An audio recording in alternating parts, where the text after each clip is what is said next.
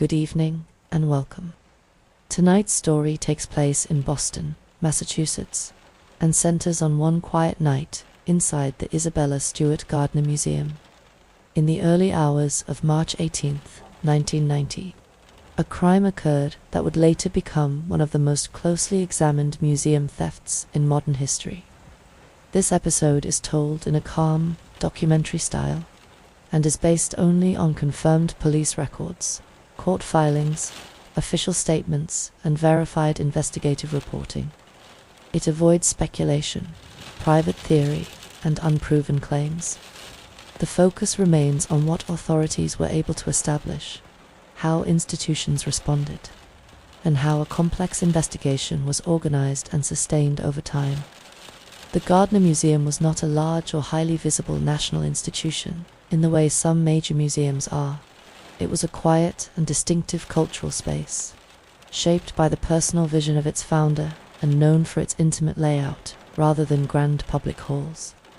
Visitors often described it as peaceful and unusually personal, more like a private residence than a modern gallery. On the night of the theft, the museum was closed to the public. No public event was taking place. No disturbance had been reported in the surrounding area. From the outside, the building appeared to be secure and undisturbed. What followed would not involve violence, public threat, or physical harm. Instead, it would unfold as a long and demanding institutional investigation into how a highly controlled cultural space could be entered, how property of extraordinary value could be removed, and how responsibility could be traced through limited and carefully preserved evidence. For investigators, the case would become a study in patience and procedural discipline. It would require close attention to security systems, staff practice, building access, record-keeping, and the reliability of human memory under pressure. It would also demand coordination between local police, federal authorities, and international partners over many years. For the museum itself, the theft would become part of its permanent institutional history. The loss was not only financial or cultural, it reshaped how security, governance, and professional accountability were understood within the organization. This story is not presented as a mystery to be solved tonight. It is presented as a documented investigation, shaped by method, verification, and restraint. Throughout this episode, confirmed facts are kept clearly separate from public claims and unproven narratives. Where investigators could not establish certainty, that absence of certainty is treated honestly and carefully. The people who worked inside the museum that night, and those who later became responsible for examining what had occurred, are approached here with respect.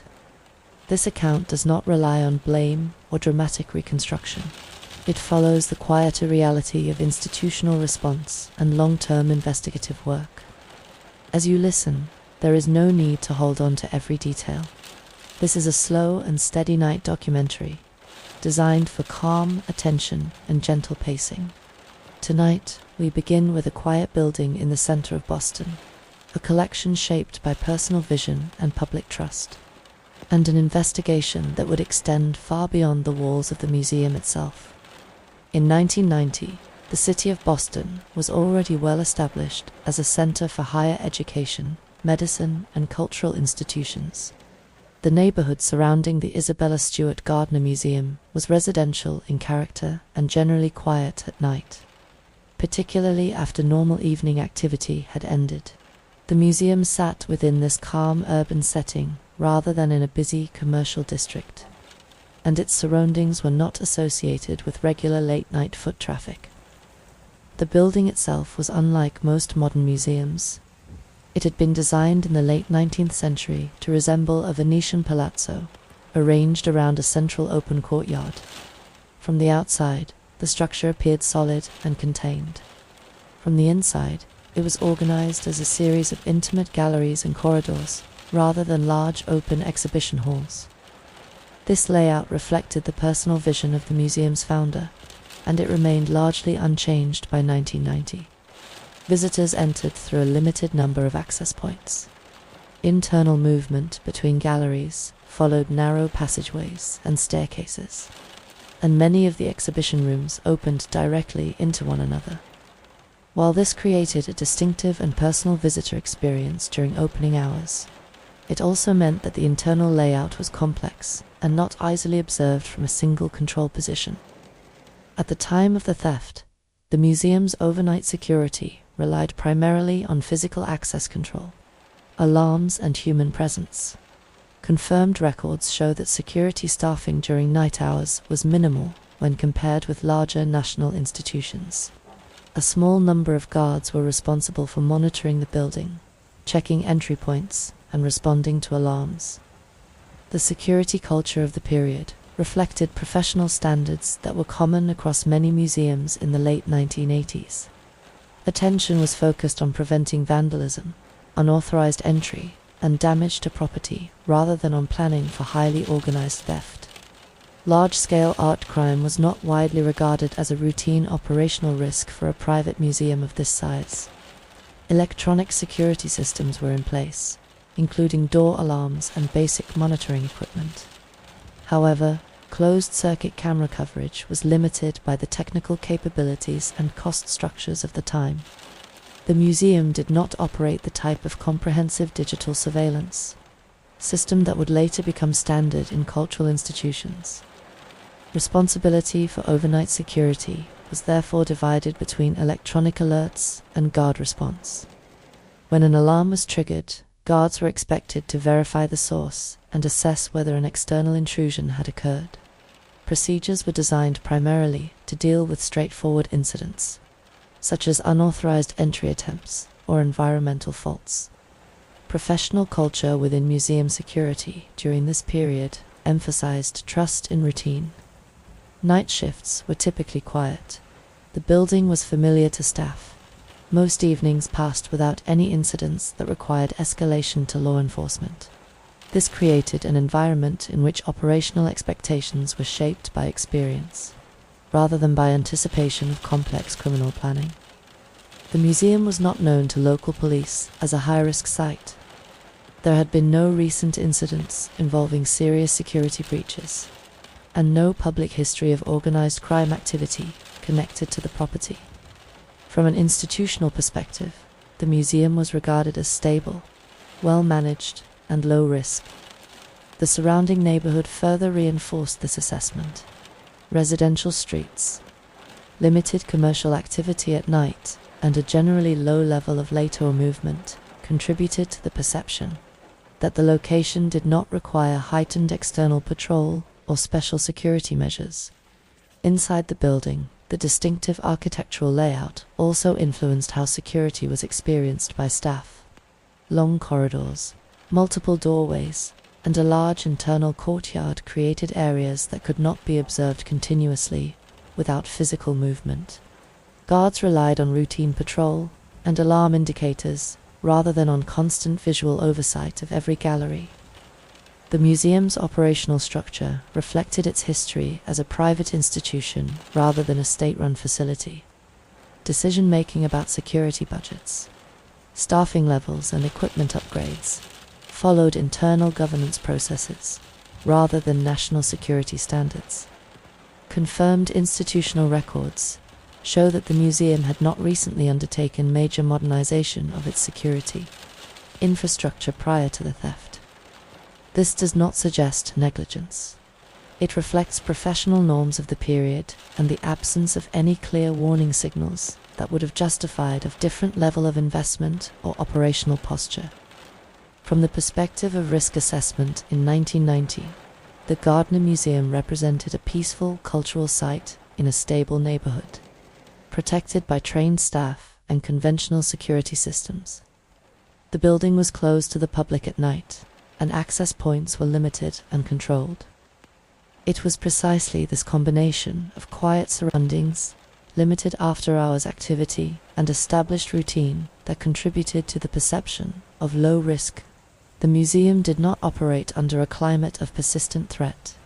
Its security planning was shaped by ordinary experience rather than by exceptional expectation. Understanding this environment is essential to understanding how the theft could take place without immediate suspicion or interruption. The setting was calm, the building was familiar to those who worked within it, and the professional assumptions guiding nighttime security were grounded in a long history of uneventful operation, rather than in anticipation of an extraordinary breach. The collection held by the Isabella Stewart Gardner Museum was distinctive not only because of the works themselves, but because of how they were displayed and preserved. Unlike most museums, the Gardner Museum operates under a legal requirement set out in the founder's will. The placement of artworks, the arrangement of rooms, and the overall presentation of the collection are intended to remain permanently fixed. Objects are not rotated, and galleries are not reorganized to accommodate exhibitions. This institutional structure meant that each work formed part of a carefully constructed and historically preserved environment. At the time of the theft, the collection included paintings, works on paper, and decorative objects spanning several centuries of European art. The museum's holdings were not based on scale or volume, but on personal selection. Each piece reflected the collecting choices of Isabella Stewart Gardner and the cultural networks through which the works had been acquired. According to confirmed records released by investigators and museum officials, 13 works of art were taken during the theft. The objects removed included paintings attributed to Rembrandt, Johannes Vermeer, and Edgar Degas, as well as works by other European artists, and a small number of decorative and historical objects.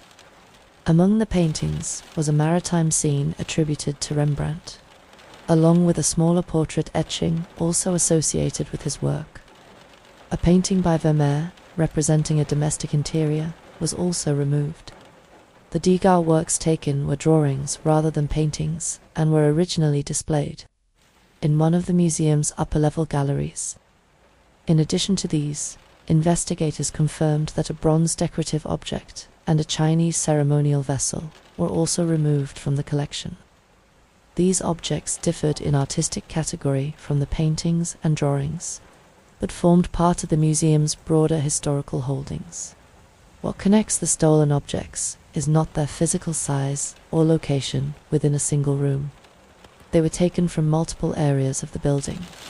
This detail became important for investigators when reconstructing movement inside the museum. The significance of the loss was not defined only by market value. While financial estimates were later issued for insurance and reward purposes, the museum itself described the loss primarily in institutional and historical terms. Because the museum is required to preserve its galleries exactly as they were arranged, the absence of the works could not be resolved through replacement. The empty spaces left behind were required to remain visible. Frames and display positions were preserved in place as part of the museum's original design. From an institutional perspective, the loss therefore became permanent in a very literal sense.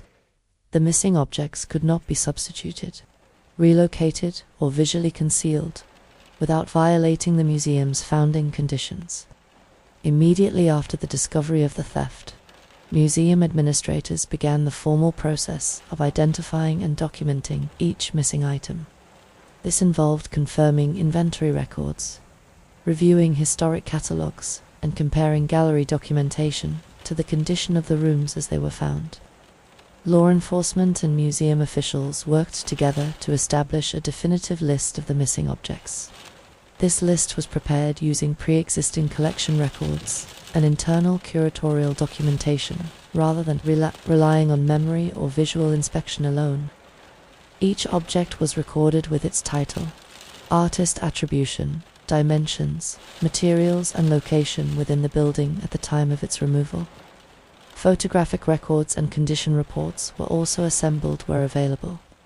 This formal documentation became the foundation for all future investigative and recovery efforts. Once the list was finalized, it was circulated through national and international art crime databases.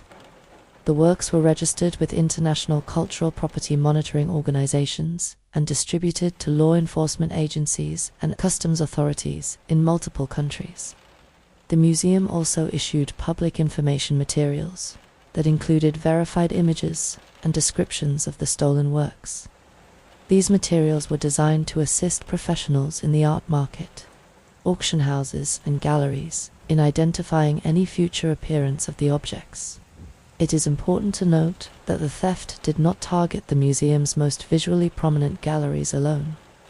The selection of objects did not correspond to a single artistic period, nationality, or room. Investigators later confirmed that the pattern of removal did not clearly reflect a conventional collecting theme. This absence of an obvious curatorial or commercial logic complicated early assessment. While some of the works were well known, others were less frequently exhibited elsewhere and would have been more difficult to resell openly. For the museum, the process of formally recording the loss was also part of its institutional responsibility to donors, lenders, and the public.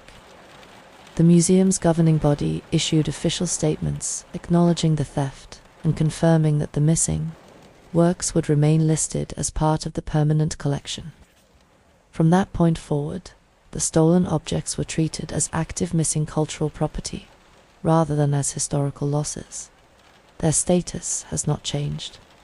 To this day, the museum maintains public records of the missing works and continues to update law enforcement partners when new information becomes available. The documentation created in the days immediately following the theft remains central to every subsequent review of the case.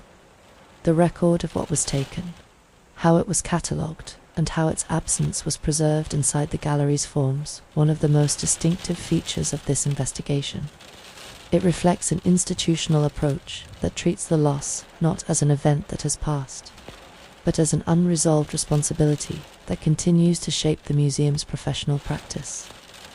In the early hours of March 18, 1990, the Isabella Stewart Gardner Museum was closed to the public and operating under its normal overnight security procedures. According to confirmed police records and museum documentation, 2 security guards were on duty inside the building during the overnight shift. One guard was stationed at the main security desk, and the second was conducting routine internal patrols. This staffing arrangement was consistent with the museum's standard nighttime practice at the time. Shortly after 1:20 in the morning, the security desk received a signal from the front entrance intercom system. The intercom is located at a staff access entrance, rather than at the public daytime entry point. The person speaking through the intercom stated that the individuals outside were police officers, and that they had been called to the museum in response to a reported disturbance. This interaction is confirmed through the internal security records and later investigative review. The guard at the desk activated the intercom and engaged in conversation. No external verification was made at that moment through law enforcement channels. The museum did not receive any prior notification from police that officers were expected at the property. After the brief exchange, the guard opened the door from inside the security desk area and allowed the 2 individuals to enter the building. This moment is considered the confirmed point of entry. Once inside, the individuals were observed by the guard, according to the official account provided to investigators. The 2 persons were wearing clothing that resembled police uniforms. No confirmed police officers were present at the museum at that time. After entering the building, the 2 individuals asked the guard to step away from the security desk. They stated that the guard matched the description of a person involved in the reported disturbance. This interaction is documented in the guard's later statement and was accepted by investigators as part of the established sequence of events. The guard complied with the request and moved away from the desk area. Shortly afterward, the second guard was also approached. Both guards were then instructed to move to a lower level of the building. According to official findings, the guards were placed in the museum's basement area. Investigators later confirmed that the guards were restrained in a manner that prevented them from moving freely, but no physical injuries were reported. The guards remained in the basement for several hours.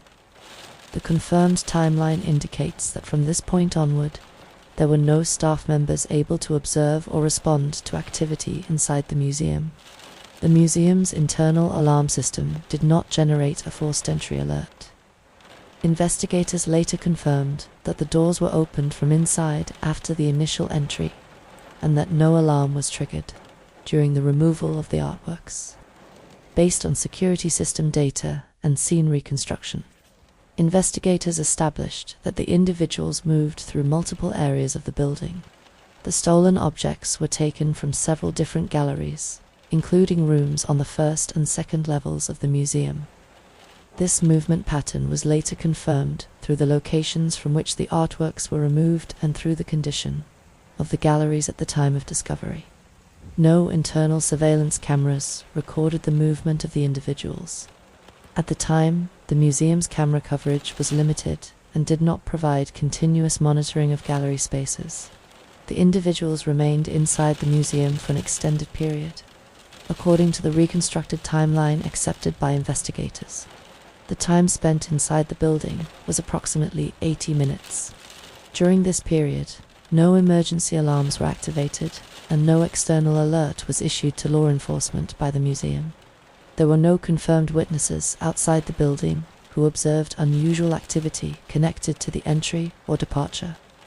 At approximately 2:45 in the morning, the individuals left the museum through the same general access area by which they had entered. This departure time is based on security system data and later reconstruction of the sequence of events.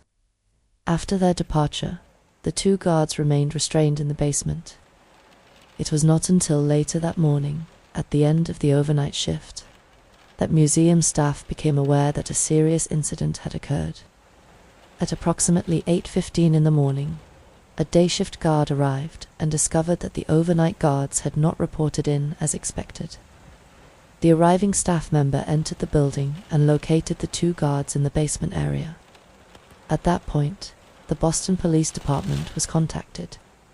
Investigators later confirmed that no contact had been made with police during the overnight hours, and that the first official notification occurred only after staff arrived for the morning shift. The timeline of entry, movement, and departure inside the museum is therefore limited to a clearly defined window between approximately 1:20 in the morning and just before 3 o'clock. This sequence is based entirely on guard statements, security system records, and physical scene assessment. There are no confirmed recordings of the individuals' movements inside the galleries, and no verified images of the persons responsible. From an investigative standpoint, this narrow and carefully reconstructed timeline became one of the most important foundations of the case. It established how access was gained, how long the individuals remained inside the building, and how the museum's normal overnight procedures were overcome without triggering an immediate response.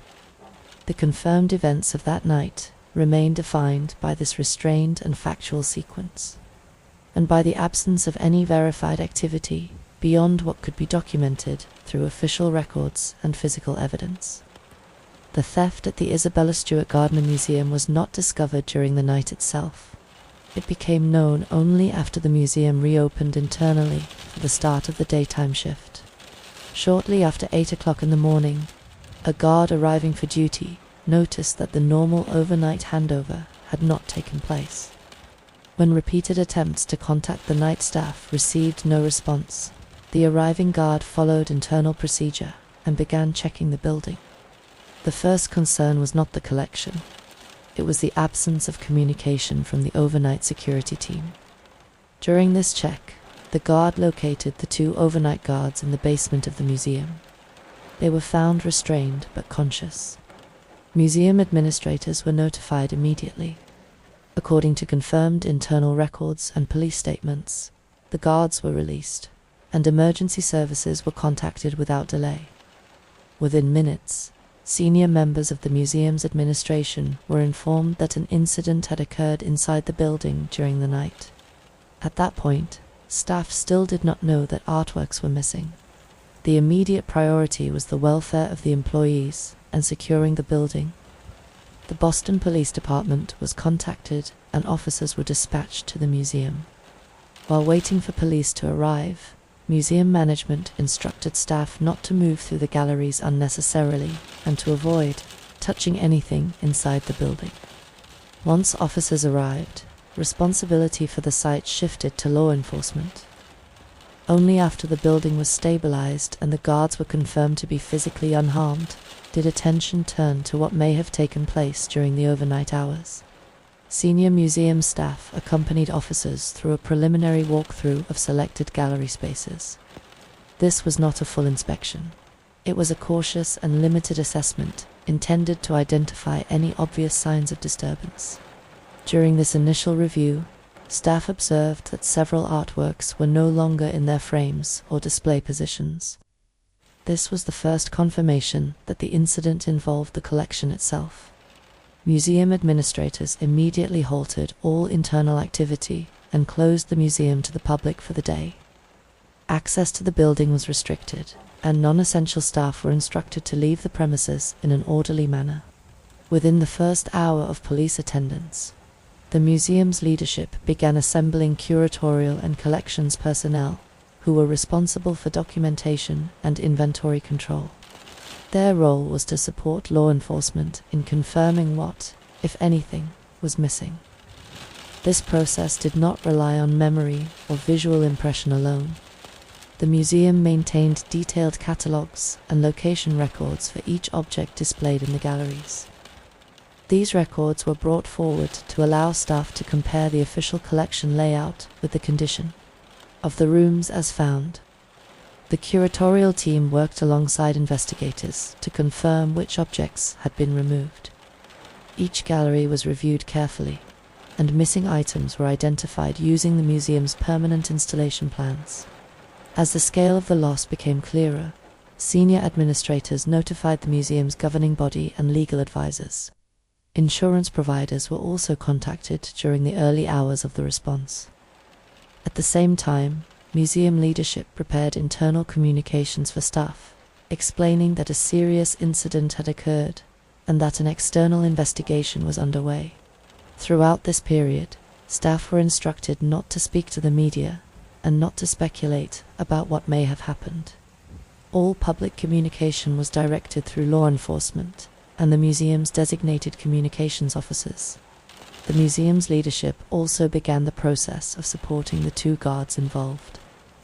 Statements were arranged through police, and staff welfare support was made available. From an operational perspective, the museum entered a controlled shutdown. All scheduled activities were suspended. Deliveries and external appointments were cancelled. Access logs and internal records were preserved for investigative use. By late morning, it had been formally established that multiple works of art were missing, and that the incident was not limited to a single gallery. At that point, museum administrators issued their first internal briefing to staff and trustees, confirming that a major theft had occurred and that the institution would remain closed while the investigation proceeded. The emotional impact inside the museum was immediate but measured. Staff were accustomed to working in a highly controlled professional environment, and the response focused on accuracy and process rather than reaction. For the institution, the first hours after discovery were defined by two responsibilities. The first was cooperation with law enforcement. The second was protection of the integrity of the collection and the building itself. Administrators ensured that no further internal inspection was carried out without police approval. Even areas where no loss had yet been identified were treated as potentially relevant to the investigation. By the end of the morning, the museum had moved fully into an investigative posture. Its role shifted from daily cultural operation to institutional partner in a major criminal inquiry. The discovery of the theft, therefore, unfolded quietly and methodically. It was identified not through visible disruption, but through a breakdown in routine communication, and the immediate internal response was shaped by discipline, documentation, and the careful transfer of responsibility to law enforcement. Once officers from the Boston Police Department formally assumed responsibility for the building, the Isabella Stewart Gardner Museum was treated as a controlled crime scene. The first operational step was to secure all external access points. Entrances and exits were locked. and a perimeter was established to prevent unauthorized entry. Only essential personnel were permitted inside the building, and an access log was created to document every person who entered or left during the initial investigative period. Museum staff were asked to identify all areas that had been accessed during the early internal walkthrough, and to confirm which rooms had remained untouched. Investigators used this information to prioritize preservation of areas most likely to contain relevant evidence. From the outset, the approach was cautious.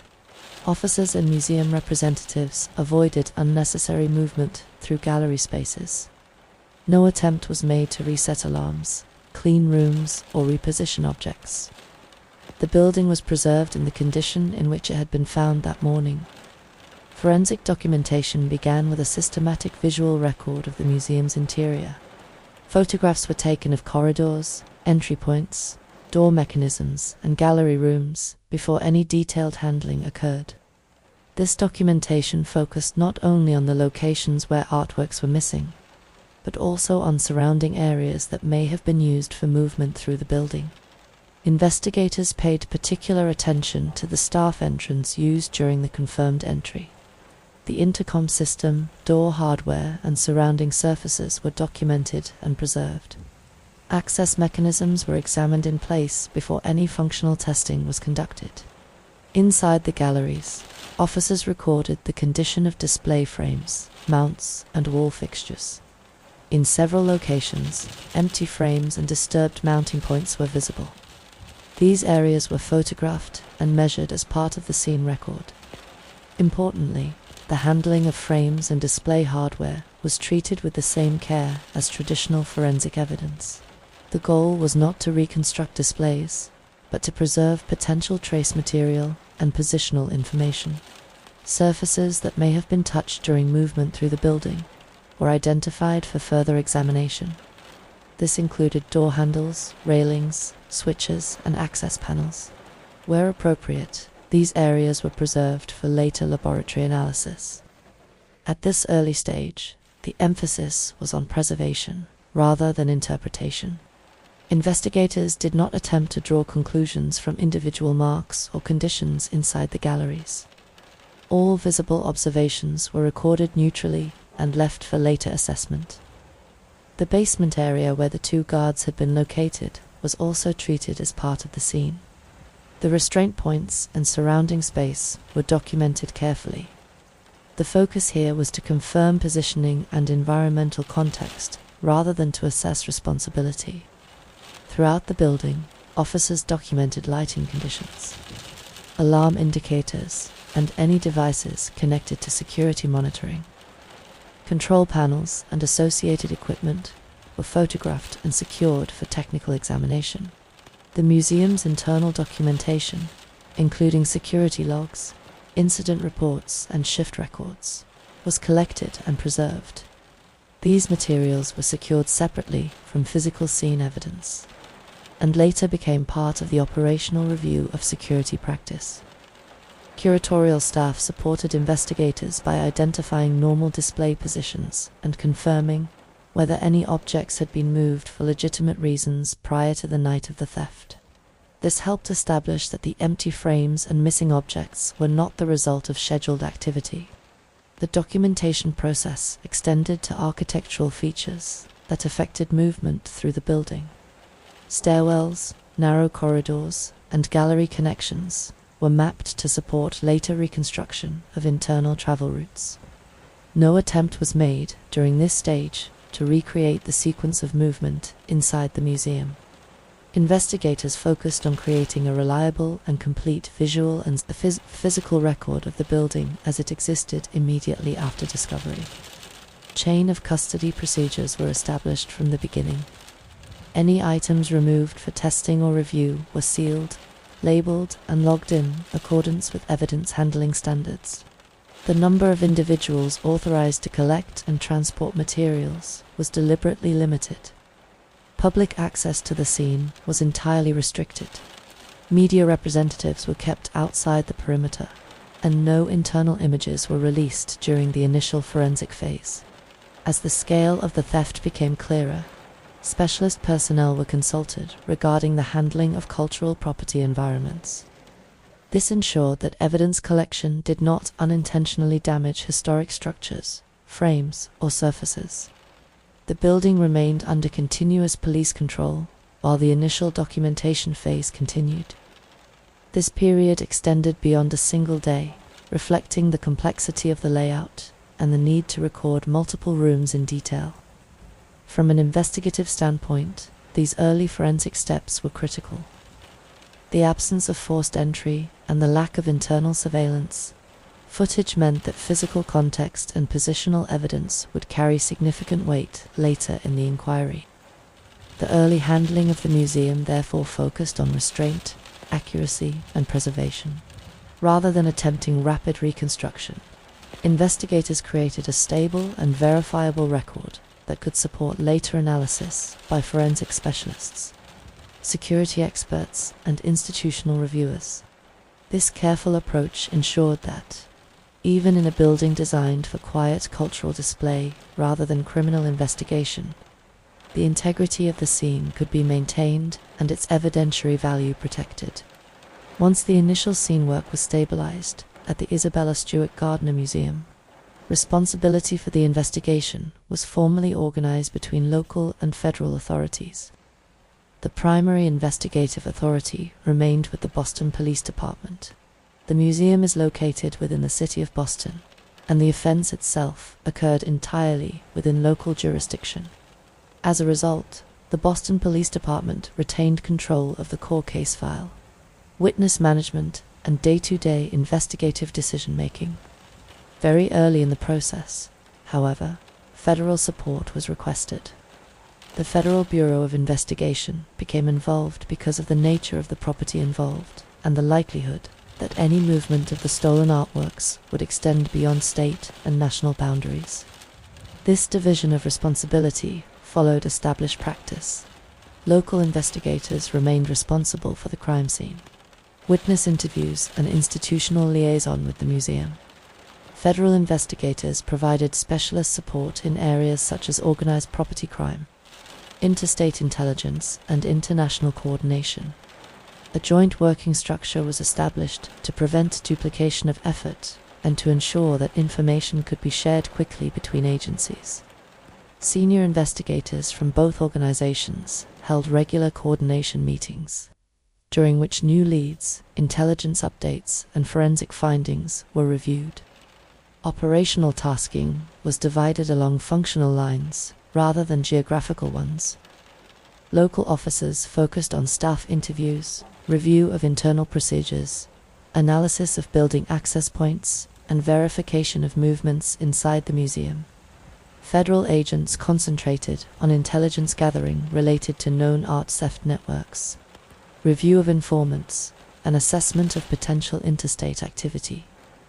One of the earliest priorities for the joint team was the creation of a single investigative timeline.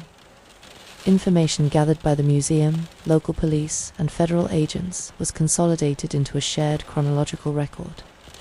This allowed all participants to work from the same verified sequence of events. A separate coordination channel was created for contact with the museum's senior administration and legal advisors. This ensured that requests for documents, access to staff, and review of internal records could be managed efficiently without disrupting the investigative process. Because the stolen property consisted of culturally significant artworks, additional specialist advisors were consulted. These included law enforcement personnel with experience in art, crime, and cultural property investigations. Their role was to support assessment of how stolen works are typically moved, concealed, and introduced into secondary markets. The investigation was formally organized into several parallel work streams. One stream focused on the confirmed events inside the museum. A second examined possible preparatory activity before the night of the theft. A third addressed potential movement of the artworks after removal from the building. This structure allowed investigators to continue progress even when certain lines of inquiry produced limited results. Information could be reviewed, suspended if necessary. and later reopened without disrupting the overall direction of the case. An important part of the organization involved information management. A centralized case management system was established to store interview transcripts, scene documentation, photographic records, and intelligence reports. Access controls were applied to protect sensitive material and to maintain evidential integrity. Regular briefings were held between local and federal supervisors to review whether any part of the case required reassignment or additional resources. This included decisions about surveillance activity, confidential source handling, and international inquiries. The investigation also required liaison with agencies outside law enforcement. Insurance representatives, museum governance bodies, and professional art databases were engaged through controlled channels. These contacts were handled separately from operational police work to avoid compromising evidential procedures. As the weeks progressed, it became clear that the case would not be resolved through short-term investigative activity alone. The structure of the investigation was therefore adapted to support long-term review. Dedicated personnel were assigned to maintain continuity of knowledge and to ensure that new information could be assessed against the full historical record of the case. One of the challenges faced by both local and federal teams was the absence of a conventional suspect profile. There were no confirmed identities, no clear vehicle information, and no verified surveillance images. This meant that investigative organization relied heavily on methodical review rather than reactive response. The joint structure also allowed federal authorities to coordinate discrete inquiries with international partners when necessary. While these inquiries were not public, they formed part of the broader effort to monitor potential appearance of the stolen works outside the United States. Throughout this period, both agencies maintained a deliberate separation between investigative activity and public communication. Media engagement and official statements remained the responsibility of designated public information officers, ensuring that operational decisions were not influenced by public pressure. From an institutional perspective, the organization of the investigation reflected a balance between local authority and federal capability. The case remained rooted in Boston, but it was supported by national resources and international networks. This structured and cooperative framework allowed the investigation to continue steadily, even as immediate leads diminished. It also created the foundation for the long-term review process that would follow, ensuring that the case could be sustained as an active and carefully managed inquiry, rather than a closed historical file. Following the theft at the Isabella Stewart Gardner Museum, one of the central lines of inquiry focused on how the museum's security, systems, and internal procedures had functioned during the night, and how those systems were evaluated afterwards. According to confirmed investigative findings, the museum was equipped with an electronic alarm system designed to monitor doors and selected access points, rather than continuous movement inside the galleries. The system was intended primarily to detect unauthorized entry into the building after closing hours. It was not designed to provide full internal surveillance of every room. Investigators confirmed that the initial entry into the building occurred through a staff access door that was released from inside by a guard. Because the door was opened in the normal operational manner, the alarm system did not register a forced entry.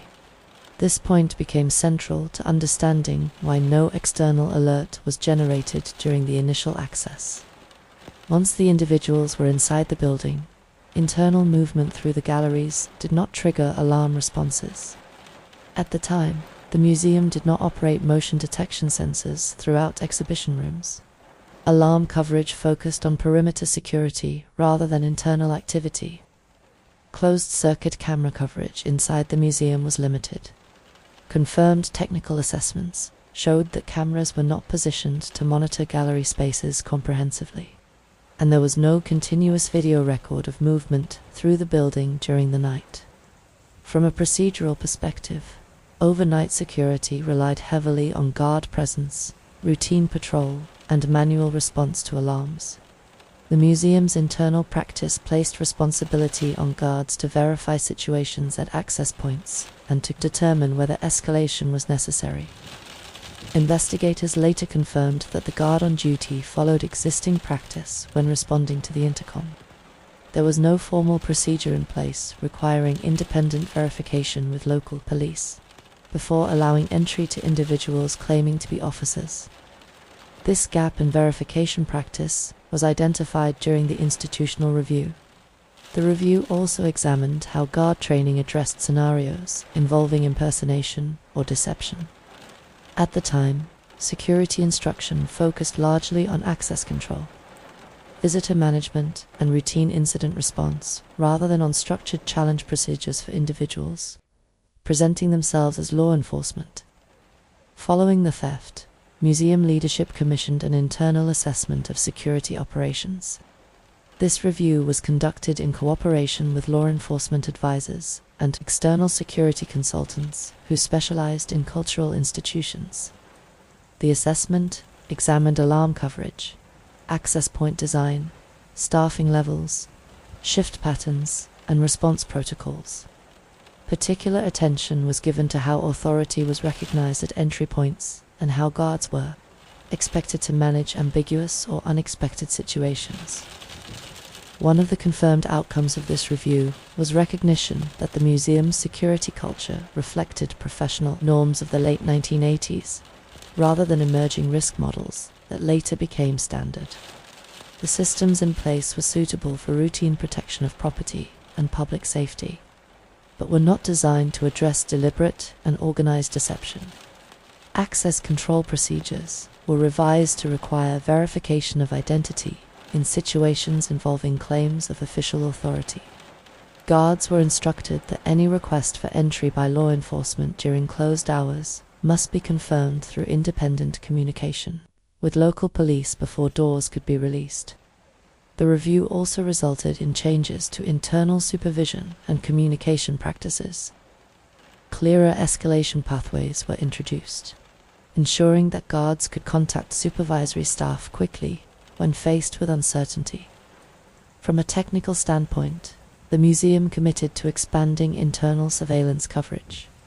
While specific equipment details were not publicly disclosed, officials confirmed that camera placement and monitoring capability were significantly upgraded following the incident. Alarm systems were also reviewed to assess whether additional internal sensors could support detection of movement within sensitive gallery areas. This formed part of a broader shift toward layered security rather than reliance on perimeter protection alone.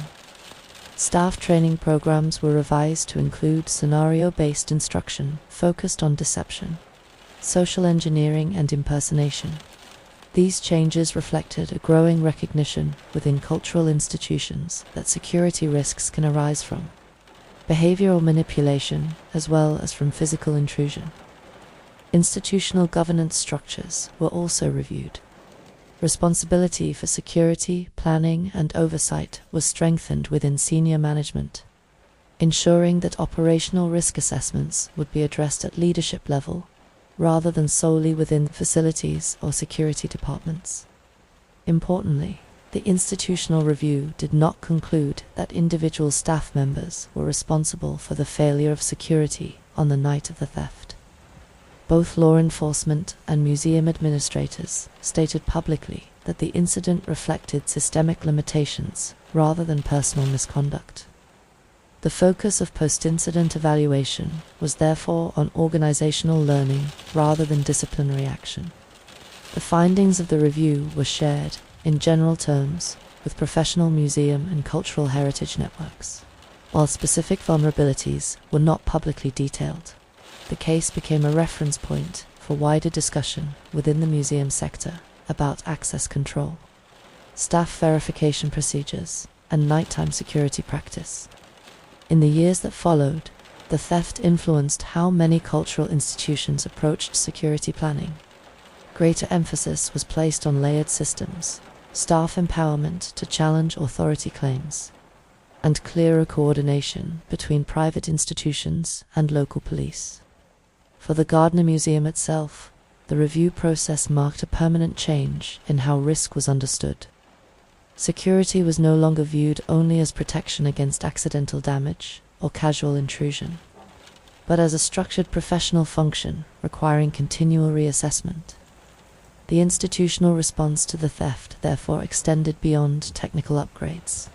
It reshaped internal practice, training, culture, and governance expectations, creating a security framework designed not only to protect artworks, but to respond effectively to complex and unexpected forms of threat. In the days immediately following the theft at the Isabella Stewart Gardner Museum, investigators began collecting witness information from people who had been present in or around the building before and after the confirmed entry. The 2 overnight guards were interviewed as a priority.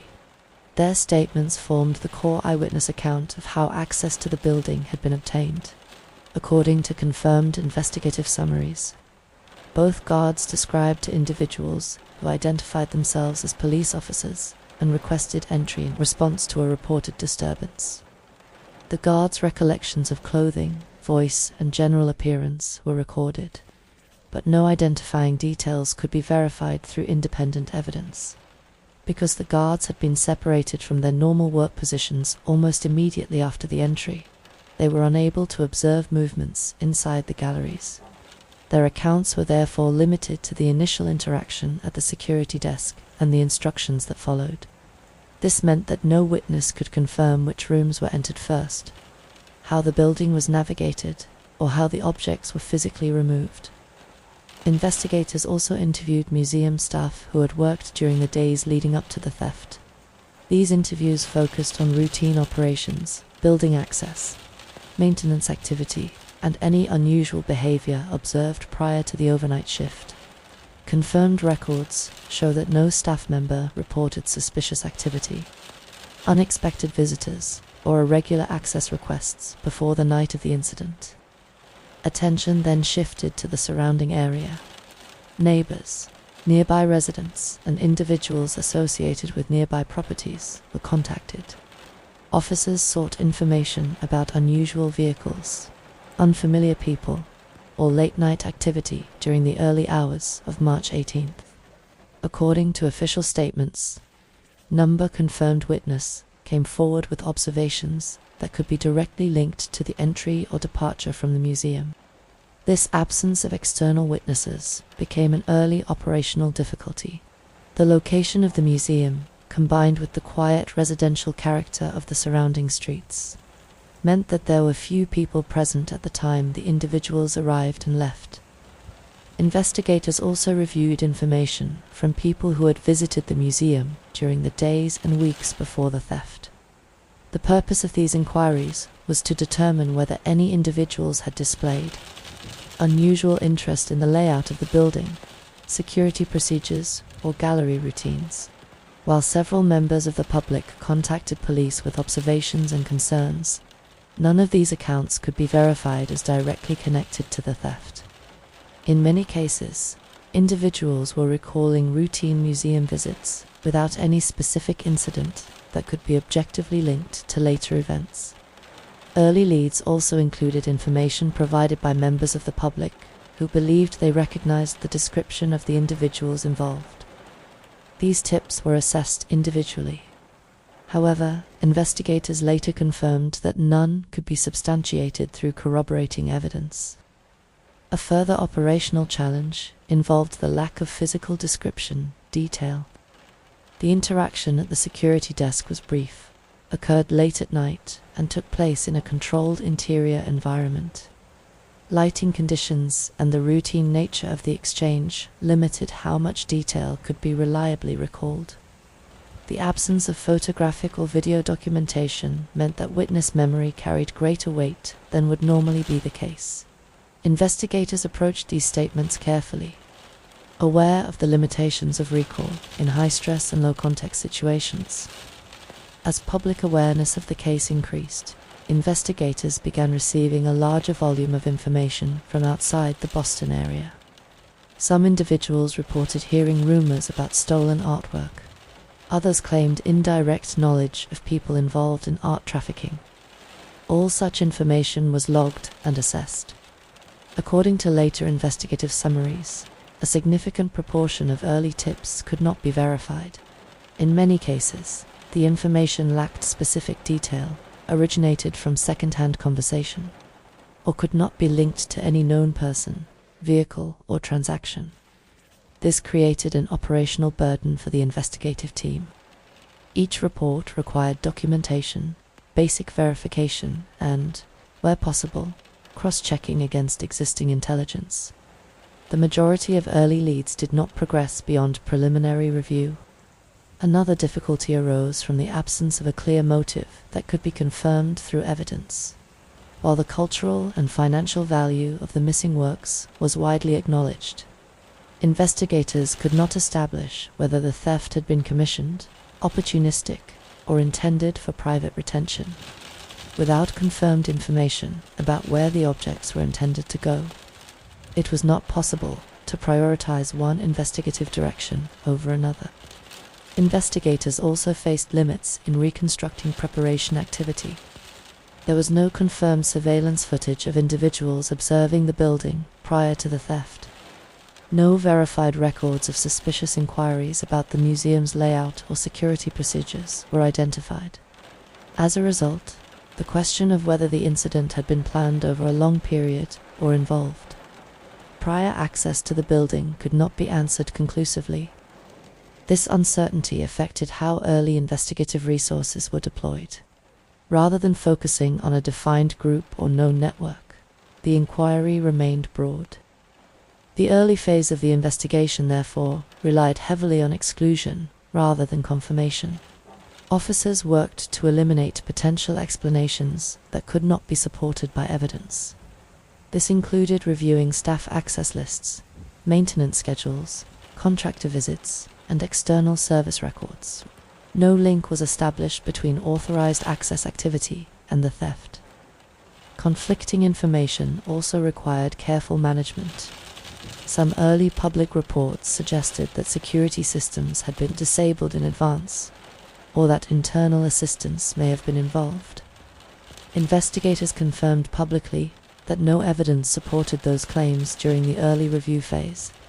By separating what could be confirmed from what could not, authorities sought to prevent unverified narrative from shaping investigative priorities.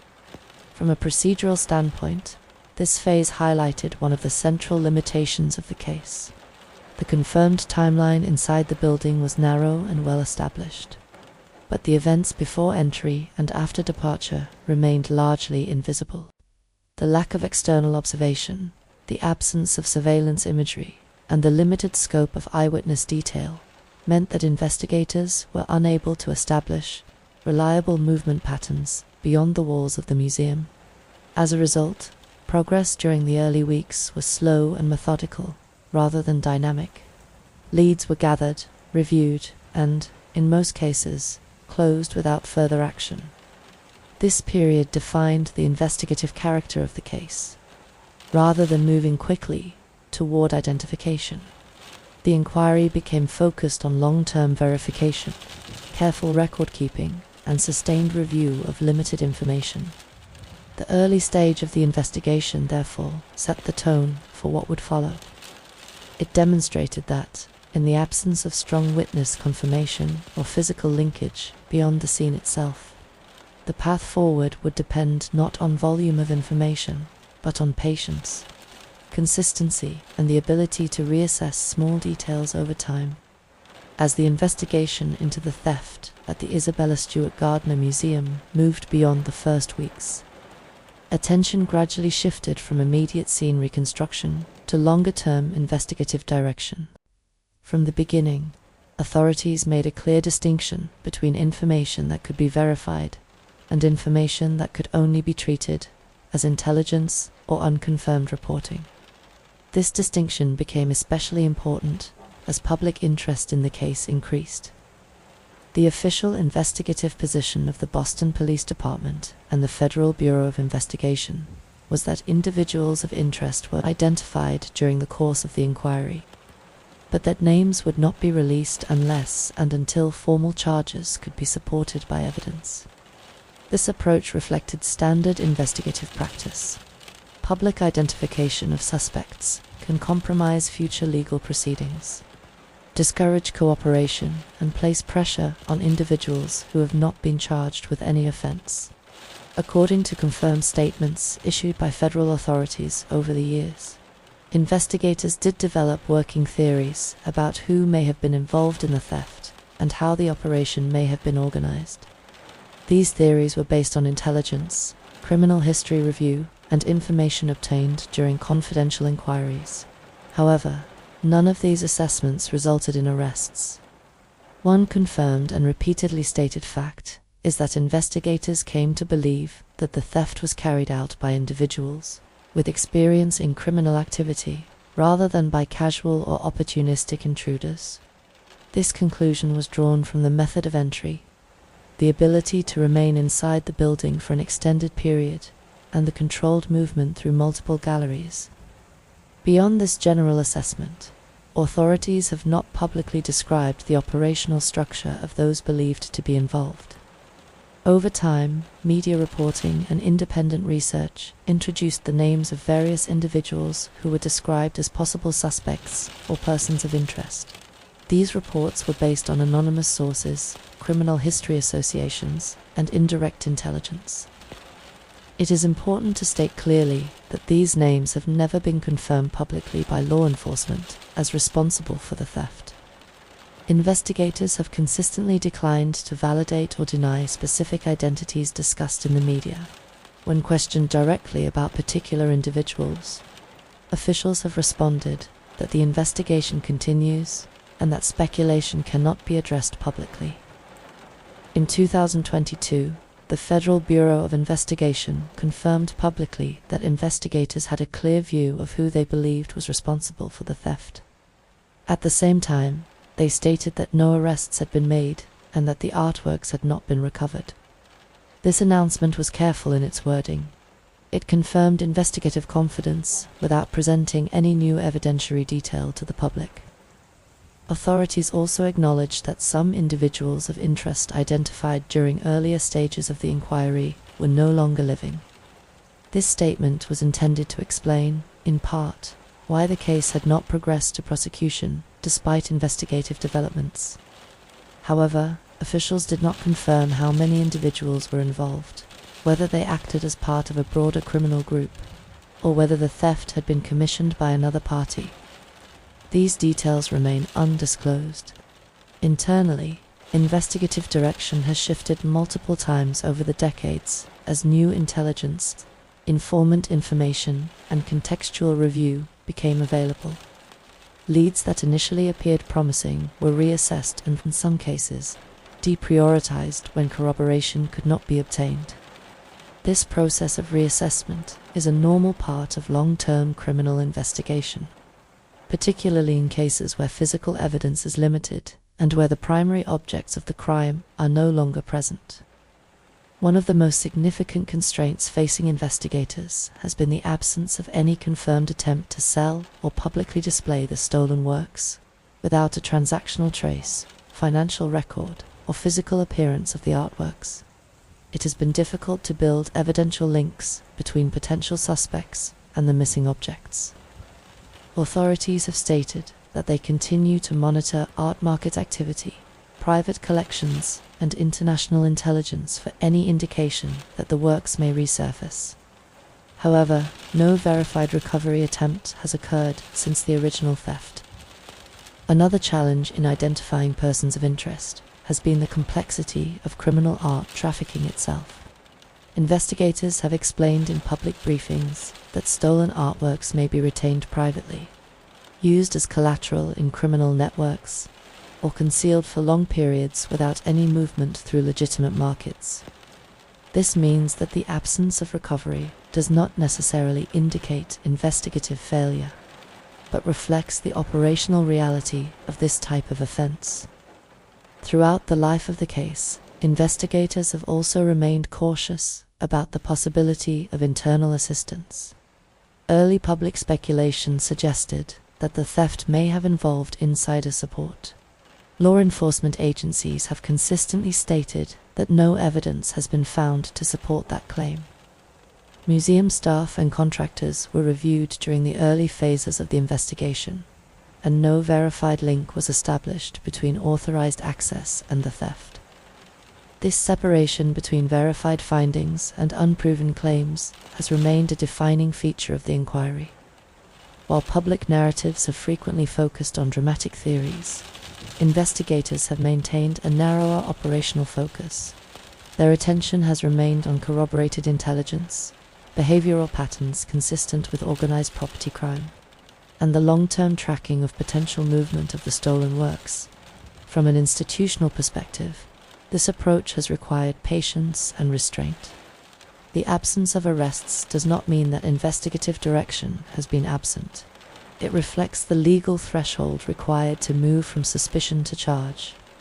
In this case, authorities have repeatedly emphasized that investigative confidence alone is not sufficient. Formal prosecution requires evidence that can withstand judicial scrutiny. The position of law enforcement, therefore, remains consistent. There are individuals whom investigators believe were responsible for the theft. Those beliefs are supported by intelligence and investigative analysis, but those conclusions have not yet reached the evidentiary standard required for public accusation or court proceedings. The difference between investigative belief and prosecutable proof continues to define the direction of this case. It is within that narrow and disciplined space between information and evidence that the Gardner Museum investigation has been conducted for more than 3 decades. From the earliest days after the theft at the Isabella Stewart Gardner Museum, public communication was handled with a deliberate and controlled approach. Responsibility for releasing verified information rested primarily with the Boston Police Department, working in coordination with the Federal Bureau of Investigation and museum representatives. The purpose of this structure was to ensure that all public statements reflected confirmed investigative findings rather than internal hypotheses or operational intelligence. In the first briefings, authorities focused on factual elements only. These included confirmation that a theft had occurred, the number of objects missing, the approximate time window of the incident, and the absence of any immediate public safety risk. No detailed explanation of investigative methods or suspected individuals was provided. This restrained style of communication was intentional. Investigators were aware that premature disclosure of operational detail could affect witness cooperation, compromise intelligence sources, or create expectations that could not be supported by evidence. As public interest increased, requests for information came from national and international media organizations. Law enforcement agencies responded by maintaining a consistent and limited narrative. Updates were issued when there were material changes to the status of the investigation, but routine investigative activity was not discussed publicly. The museum itself also adopted a carefully defined role. Public statements issued by museum leadership focused on the cultural significance of the missing works and on the institution's continued cooperation with law enforcement. Museum representatives avoided discussing investigative direction and deferred all procedural questions to police authorities. One of the central tools used to encourage public assistance was the publication of verified images and descriptions of the stolen artworks. These materials were prepared in coordination with investigators and distributed through official channels, professional art networks, and international cultural property databases.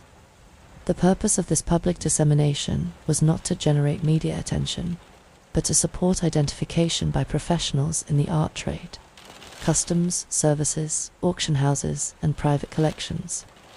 Authorities emphasized that any potential sighting of the works should be reported directly to law enforcement, rather than discussed publicly. Over time, a formal reward program was introduced and later expanded.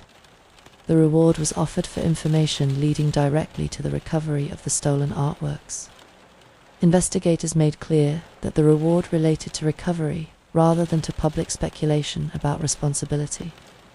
Public messaging around the reward remained carefully framed. Officials avoided presenting the offer as a signal of desperation or lack of progress. Instead, it was positioned as a standard investigative measure, designed to support information flow in a long-term property crime case. As years passed and periodic media anniversaries drew renewed attention, investigators continued to manage communication in a measured way. Public briefings were often limited to confirming that the investigation remained active, and that information would be assessed if it met verification standards. When members of the public contacted authorities with information, those communications were handled through designated reporting channels, rather than through open media contact. Tips were logged, assessed, and reviewed internally before any follow-up action was considered. This separation between public attention and investigative assessment became increasingly important as online discussion and independent commentary expanded. Law enforcement agencies publicly acknowledged the volume of information being received, but avoided engaging with online theories or naming individuals discussed in media reporting. Officials consistently explained that investigative confidence and legal proof are not the same. Public statements emphasized that even when investigators develop strong internal views about how a crime may have occurred, those views cannot be presented publicly without evidence that meets prosecutorial standards. The management of long-term attention also required coordination between agencies. Local and federal public information officers maintained regular contact to ensure consistency of language and timing of statements. This prevented contradictory messages and reduced the risk of misinterpretation across different jurisdictions. At several points during the life of the investigation, authorities released limited updates confirming that new information had been reviewed or that investigative focus had been refined. These updates were carefully worded and did not identify individuals or operational strategies. This approach served two purposes. It reassured the public that the case had not been abandoned, and it protected the integrity of investigative processes that continued outside public view. The museum also developed its own long-term public communication practice. Information about the missing works remained visible to visitors and on official museum platforms. The continued display of empty frames became part of the institution's public narrative, reinforcing the ongoing nature of the loss without introducing investigative speculation. In parallel, professional outreach continued within the art and heritage sector. Museums, galleries, and conservation professionals were periodically reminded of the missing works through professional networks and international registers. For investigators, this long-term communication strategy reflected a careful balance. Public awareness was necessary to support recovery. At the same time, uncontrolled publicity risked generating large volumes of unverifiable information and placing pressure on individuals who had not been charged with any offense. As the case moved through decades rather than months, the role of media management became less about responding to breaking news and more about maintaining accuracy over time. Officials treated each renewed wave of attention as an opportunity to reinforce verified facts and to separate confirmed information from unproven narrative. In this way, public communication surrounding the Gardner Museum theft has remained restrained, procedural, and intentionally limited. The focus has never shifted toward spectacle. Instead, information has been released slowly, carefully, and with the continued emphasis that recovery, verification, and lawful process remain the central priorities of the investigation. In the years following the theft from the Isabella Stewart Gardner Museum, the investigation moved into a long-term review phase rather than a conventional active pursuit model. This shift did not mean the case was closed. It meant that investigative activity became structured around reassessment, verification, and monitoring rather than immediate response. The absence of recovered property, identifiable suspects who could be charged, or new physical evidence required a different institutional approach. Responsibility for maintaining the case remained shared between the Boston Police Department and the Federal Bureau of Investigation. Dedicated personnel were assigned to preserve continuity of knowledge, manage records, and review information that arrived months or years after the original event. One of the central features of the long-term review process has been periodic case reassessment. Investigators have returned to original witness statements, scene documentation, and early investigative decisions in order to identify whether new analytical methods, new intelligence, or changes in criminal patterns could alter earlier conclusions. These reviews have focused not only on people and possible networks, but also on procedure. Investigators have examined whether any information received in the early stages could have been interpreted differently with later context. This form of structured reflection is standard practice in complex, unresolved investigations. International cooperation became an essential part of this phase, because stolen artworks can move across borders without entering open markets. The investigation required ongoing coordination with international cultural property and law enforcement partners. Confirmed records show that information about the stolen works was circulated through international police channels and specialist art crime networks. The investigation has also relied on cooperation with Interpol, which supports the circulation of cultural property alerts and assists national agencies in tracking potential movement of stolen objects across jurisdictions. Through these mechanisms, descriptions, images, and identifying details of the missing works have remained active within international databases. Customs agencies, border services, and specialist police units in multiple countries continue to have access to the verified records. This international coordination is not continuous in a visible way. It operates through quiet monitoring rather than routine public updates. When intelligence or market information becomes available in another country, it can be assessed against the existing case file in Boston. Another important element of long-term review has been cooperation with the professional art and heritage sector. Auction houses, dealers, conservators, and museum professionals are periodically reminded of the missing works through controlled professional networks rather than through open public campaigns. This approach recognizes that recovery is more likely to occur through professional identification than through general public recognition. Over time, investigative techniques have also evolved.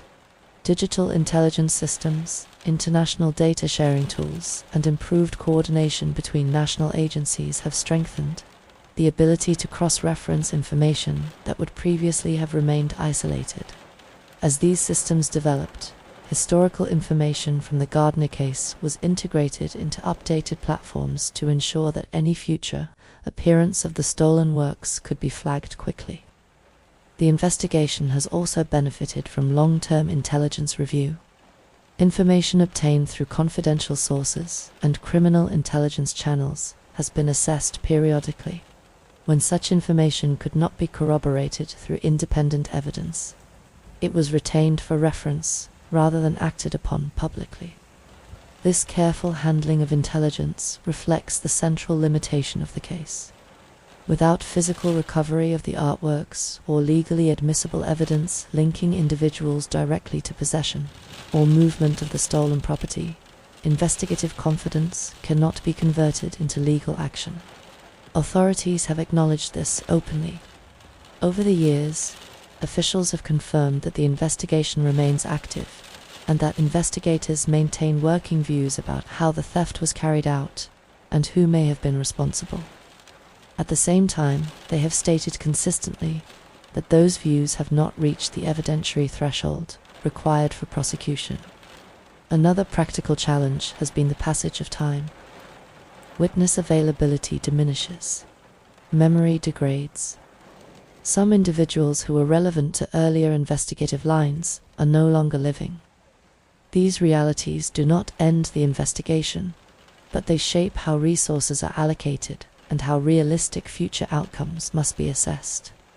Despite these limitations, the case continues to be maintained as an open file.